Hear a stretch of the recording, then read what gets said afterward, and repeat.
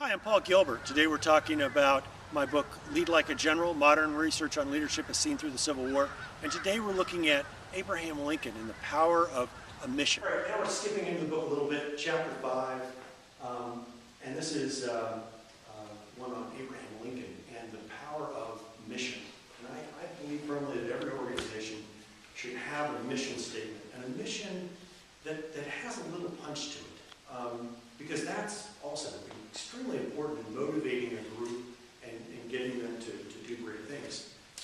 One of the things with the Civil War is, it's interesting, is most people out there, not the ones in this room certainly, but most people know that the Civil War resulted in the slaves being freed, that Lincoln was the leader and Lincoln freed the slaves, and that the Union won.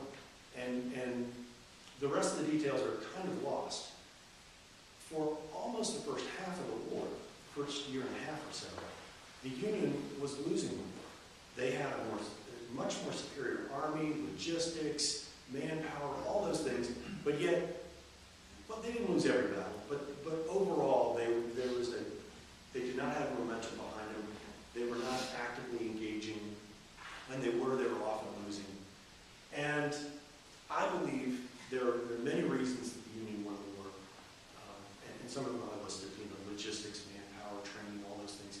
But I think one of the factors was mission. That in the first year and a half of the war, the only stated mission of the Union was to preserve the Union. So it was kind of an academic issue of how many states do we have in our country. Well, everyone could smile and nod and say, yes, indeed, that's an important thing. But it was a mile wide and an inch deep. It was not something that you're willing to live and die for.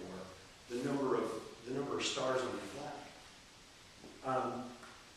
So Lincoln, emancipated the slaves, and that was a very controversial thing to do.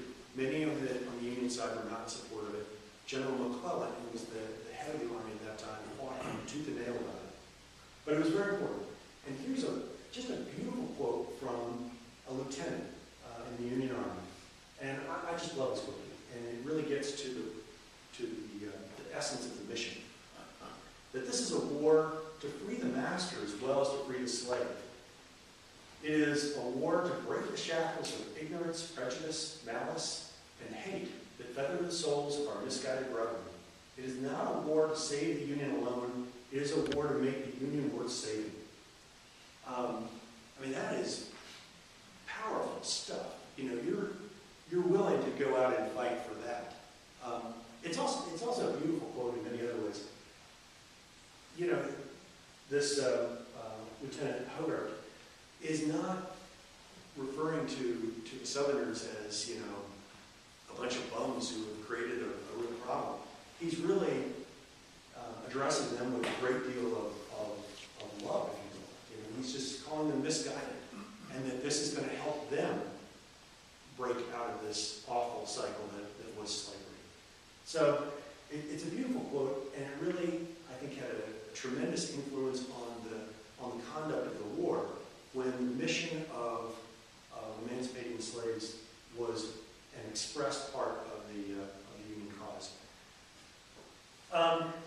Throughout the book, I do a lot of quotes from Sun Tzu's Art of War, which was written 500 BC by this Chinese general.